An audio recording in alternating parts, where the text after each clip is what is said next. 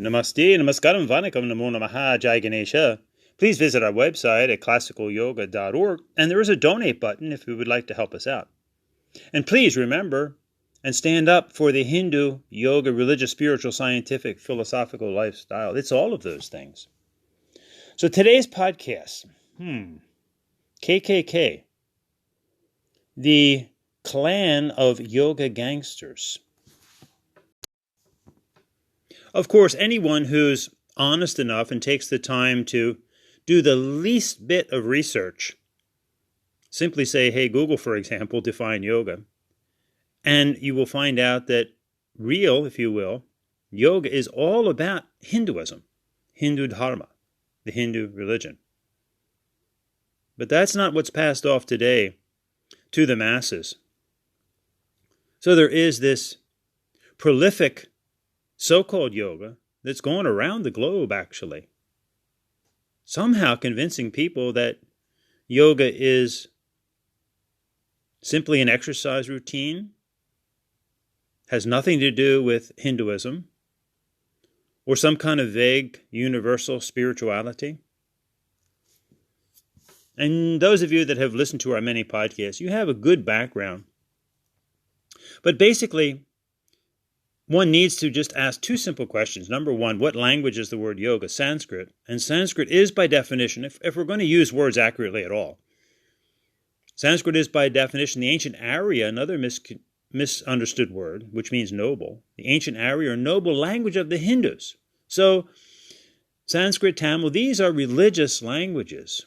So therefore, obviously, when one uses any Sanskrit word, they must recognize this is all about the Hindu religion. And bizarrely, the Sanskrit Tamil Hindu word yoga, yogam, actually has nothing to do with the physical body at all.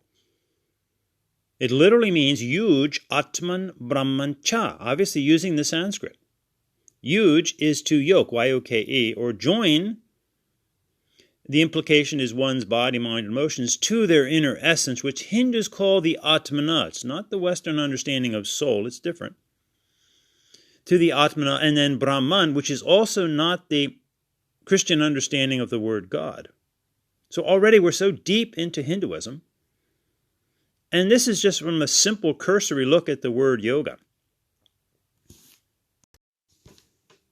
And this is where the prefix becomes all important to define how Hindus and students of Hinduism are seeking to achieve this realization of their inner essence, Atmana, or Atmadarshana Paramodharma. For example, we have, and basically they go in order, we have Karma Yoga, Hindu ethics, Bhakti Yoga, Hindu devotions, Raja Yoga, Hindu contemplations, Gyan Yoga, outer and inner study, and then we have Hatha Yoga, Hindu devotional postures, Mantra Yoga, Hindu devotional chants, Japa Yoga, Hindu chants on beads, Nada and Nata Yoga, Hindu devotional music and dance respectively. And all this stimulates the inner awakening, which we Hindus call Kundalini Yoga. Now, it's very interesting that of all these classic Hindu yogas, there was only one that the ancient rishis, the wise Hindu sages said, don't display this one, keep it secret. Take a wild guess. It's the very one that is presented today under the guise of the misuse of simply the word yoga, and that's Hatha Yoga. Why? For obvious reasons, because it deals with the physical body, and that's exactly what it's become. It's become just a cult of the body. And again, some vague spirituality thrown in there, I guess to make it sound cool or chic. In other words, yoga, and we have to say real yoga, because obviously what's taught today has nothing to do with authentic yoga.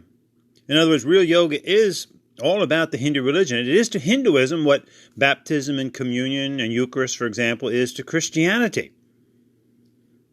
And interestingly, when we mention Christianity, a vast majority of those who are stealing yoga from the Hindus are quasi or ex-Christians, and in some cases even Christians themselves. And is not their MO to basically steal everything from the Jews and to go around the world trying to make Christianity the universal way for all? It's very interesting. They've simply taken that same elitist colonial invader mindset and applied it to yoga. and stealing it all from the Hindu Dharma and quickly becoming teachers. Imagine that. In 200 hours, you become a professional authority. That's the meaning of the word certified. Yoga teacher. Nothing could be further from the truth. And so today, therefore, we have, instead of traditional Hindu yoga, we have hot yoga and power yoga and dog yoga, laughter yoga, nude yoga, goat yoga, beer yoga. And then everybody putting their name on yoga, such as Kino. She's actually the fourth K in the KKK klan. We'll talk about that as we go along. And so basically, if it's not Hindu yoga, it's all hot, which is the street term for stolen. It's all stolen yoga from the Hindus. And it's big business. So you have a myriad of phony yoga teachers out there who would become certified and then further certify others. And they have their yoga retreats and charge a lot of money for some of these retreats for their classes. And it's all the antithesis of what is true yoga. Imagine, to try to get a grasp on this, imagine if one were to have a class in baptism, underwater therapy, $50 a class, and take people around the world to different locations where they can do this underwater therapy or aerobic exercise in the water, and entitling it baptism. I mean, this is how, I know that's ludicrous, but this is how ludicrous today's yoga is. Remember, the Sanskrit Tamil Hindu word yoga, yogam, again, has nothing to do with the physical body. It's about yoking to one's inner essence. And true yogis and yoginis, male and female, these were people who went off the grid. They lived in nature. Basically a life of a hermit, doing their disciplines. But today it's just mind-boggling what's happened under the guise of yoga. And you have all of these yoga personalities, and they're unabashed in what they do. So let's look at the brothers K and Son, if you will. And these are just three prominent phony yoga teachers, but there's just so many. I mean, but it could apply to all of them. So you have the older brother, Byron, who's the founder of Power Yoga, obviously. And then you have his younger brother, Johnny, who calls himself a master yogi manipulator. I mean, just a master yogi. And then you have the son, Jonah, who got swallowed up, if you will, into this massive spurious yoga movement. And they're all charging huge fees for their classes. And it's interesting that, again, many of these so-called yoga teachers are coming from a Christian background, and they've really kept the same mindset, the same invader, colonizer mindset, and the same mindset of just, many of them look like preachers that are pounding on the pulpit as they pace back and forth around the room and shout at people. Byron, for example, is infamous for swearing a lot. And here's a quote from one of the websites critiquing him. Quote, "He was a complete jerk to other men in his aggressive attempts to seem like the alpha male. He swears a lot." He doesn't use any Sanskrit, so they say. And actually, on his website, he says this yoga is not for those who expect, in quotes, traditional training. Well, that's obvious. But look, he puts traditional in quotes, so obviously means that there's nothing traditional, which is, again, the mindset of these people. And they also call themselves unabashedly spiritual gangsters. They even have t-shirts, spiritual gangster. And what is a gangster? Quote, "A member of a gang of violent criminals." Synonyms: hoodlum, racketeer, bandit, ruffian, thug, etc. Now, it doesn't look like Jonah is quite as bad as his father and uncle, but it's the same thing, charging huge fees, pretending to be yoga teachers, when they're nothing of the sort. When clearly all of these people who, I guess they have some charisma because they seem to attract a lot of people, and maybe there's a lot of people with tremendous issues and they like to be yelled at, like to be dominated by someone. But they all share a lot in common with the mindset of the KKK. What was their basic MO? Was to make a white Christian America. Right? And it's very interesting that this so-called yoga is really dominated by non-Indians, and it's completely distorted, divorced from Hinduism, and made into something Western, if you will, a Western exercise routine. And these people are now the professionals, the master yogis. They even have the audacity, if you will, to call themselves master yogis. Interestingly, in the journal called Elephant Journal, they call these guys the master yassholes. So excuse the language, but it's amazing how unabashed they are, and people seem to just really enjoy this kind of basically bullying the Hindus, because unfortunately the Hindus have been easy to bully on the one hand, and we have to really recognize that it was these Indian guys that eschewed the word Hindu to begin with. They came to America and other places around the world, and they brought this phony yoga with them. Why do we call it phony? Because they denied that it was Hindu. And it really became all about the cult leader. So they were participating in an overemphasis on their picture, personality, and price tag. And again, the scandals that have come out of that cannot be denied. And it's still going on to this very day. And a lot of this originated with the so-called father of modern yoga, Krishnamacharya. We really have to look back to him, who was typical of the capitulating Indian, Hindu, if you will, who taught Eugenia Peterson, who became known as Indra Devi, against his better wishes. And she came to the West, went out to California, again, the home of phony yoga, to the Hollywood crowd, and started teaching asanas. And then obviously, the apple doesn't fall far from the tree, because Krishnamacharya spawned Iyengar, and really, in this case, the father of the KKK movement, Joyce, who was a serial abuser of women. And all of these subsequent teachers that learned from him, especially the KKK movement, the Kest brothers and son, they all do this hands-on manipulation. And it's interesting, there's a fellow named Matthew Remsky who has blown the whistle, written a book on the perversions of this perverted Joyce. And paradoxically, however, though Matthew still bills himself as a yoga teacher and aligned with what is Spurious Yoga Alliance. So go figure.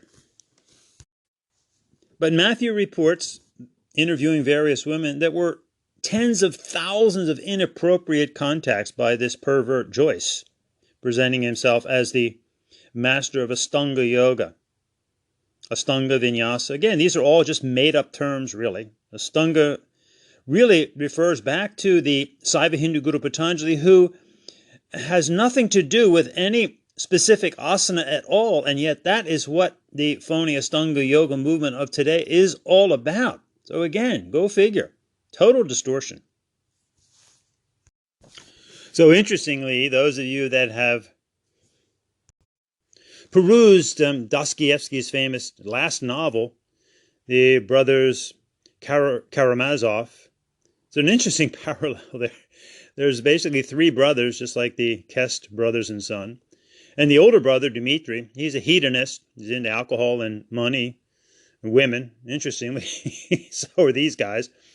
And Byron, for example, he's divorced. And they're all into making money and all into promoting their own ego. And Ivan was the intellectual one and learned to play the system like Johnny does. As again, they're all into making big bucks. And then the third son is the more innocent, naive, Aloysia, kind of like Jonah, who is no less culpable, though, because he's billing himself as a yoga teacher and clearly clueless. And interestingly, there was a fourth illegitimate son, a fourth K, if you will. This could be the infamous Kino, who's all over Facebook with her plastered on smile, and it's talk about narcissism. It's always a picture of her in one of her complex moves. I mean, she's very flexible, has a great understanding of gymnastics, if you will, but it's nothing to do with real yoga. But here's something interesting in relating to Keno and the Keno girls, if you will. Anybody who's ever been to a casino will note that there are Keno girls, Keno, and they walk around in short skirts showing off their legs just like Keno does. And they have a smile plastered on their face, and they're out to get you to gamble. So that's today's yoga. I mean, it's a gamble, folks, and it's one, obviously, that people are enjoying, interestingly. And casinos, they are popular places, obviously. They really, like lotteries, they really count on the naive. And the places are filled with these naive people, just like these classes are filled with people. Go to a true ashram, and you'll find very few. Anybody who's teaching traditional Hindu yoga, you'll find very, very few people there. So it all boils down to, what clan do we want to belong to? Do we want to become an anti-Hindu, suffer from Hindu phobia? Do we want to become a thief, become a professional yogi in 200 hours, totally denying the millennia, the thousands of years of work that the ancient rishis did to provide all of this wisdom for all of us? So again, remember, the Hindu Yoga Dharma is open to anyone to learn, but there's a huge difference between a student and a teacher. In any of the religions of the world, in order to teach, one would first have to be a committed member of that religion, know it well, study it, and then perhaps teach. Not take some simple course and automatically become a certified baptism teacher, which has nothing to do with Christianity, underwater therapy. I know that's ridiculous again, but that's exactly what's happened with today's yoga. But it's amazing that so few people can actually see that. But you know, there were basically 4 texts where we do find the Hatha Yoga asanas detailed and the chakras, etc., which is so appealing to many people today. So those 4 classic texts were the Hatha Yoga Pradipika by Yogi Svatmarama, and the Giranda Samhita by sage Giranda, the Siva Samhita, which is said to be directly inspired by Siva and Parvati, and the Siddhasaranta Bharati of Yogi Gorakanath. And without question, they all, first and foremost, beseech Adinada Shiva, and obviously because Shiva is the epitome of the Hatha Yogi, the renunciate in the forest, if you will. And they all said the same thing that Yogi Svatmarama said. Hatha vidya bhaveda yavate guya niveda tu prakashavaranam. This knowledge vidya of Hatha is powerful bhaveda when you keep it secret, guya. And it loses power, niveda, when you display it, tu prakashavaranam. And remember that Hatha yoga is the proper prefix for the asanas. And the very word Hatha is reverence to Hara and Hari, which is Siva and Vishnu, and the moon and the sun, Chandra Surya, which is Siva and Vishnu respectively. So, true Hatha Yoga are devotional postures within Hinduism to Hindu deities, seeing the divinity of the Atmana flowing through nature, various creatures, etc. So the choice is up to all of you. Do you want to become part of the KKK, basically a violent, callous group of people that could care less about stealing from others? Or do you want to be involved in traditional Hindu yoga, the real thing, which again, the least bit of research is uncovered. Again, simply say, hey, Google, define yoga, a Hindu discipline. Get any books on comparative religions, and you'll find out that all of real yoga is all about the Hindu dharma, Hinduism, the Hindu religion. The choice is up to you, my friends. You can choose the honest and ethical and sane approach, or you can continue down the road of religious appropriation, stealing from the Hindus, creating massive movements, creating one's own personality cult. Are you going to allow yourself to be fooled and then therefore go on to fool others? As a great mystic from Sri Lanka said, and he really didn't want to be known, so he was quoted as saying, because so few are unwilling to undergo serious discipline, tapa sadhana, there is so much untruth being delivered to a bewildered world, and the blind in a blind dance shuffle. In other words, concerning today's so-called yoga, the teachers are blind, the teachings are blind, and the students are blind. The blind in a blind dance shuffle. Are you ready to take off the blinders? Choice is up to you, my friends.